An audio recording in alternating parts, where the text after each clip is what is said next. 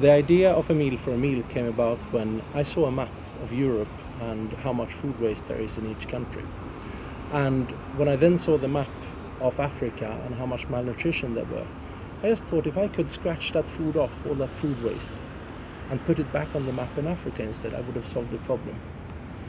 Romy Foods is a franchise network.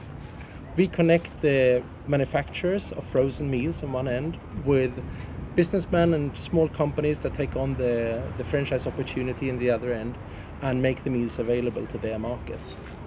And by doing it in that way, we are able to use very little resources, and we are actually a small company, but we aspire to be one of the major players in our field thanks to connecting people through partnerships. The same thing with a meal for a meal. We have been able to reach out in Uganda with our project thanks to a partnership with SOS Malta.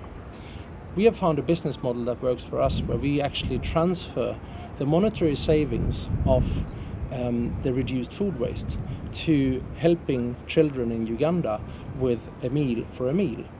And the way it actually works is that for each meal our method is used, we reduce the food waste by 180 grams. And we bring those 180 grams back by buying locally produced rice and beans and so on in Uganda, and serve the same amount of food to the children there that we were able to save due to our technology.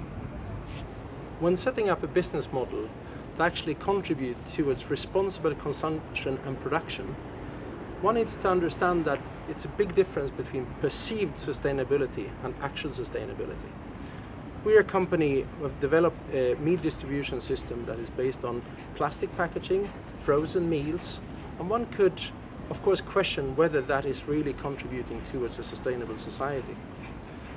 But when you study and look at facts, you realize that the food waste is actually the big problem in terms of sustainability in the food industry, not a little bit of more packaging or if the meals are frozen.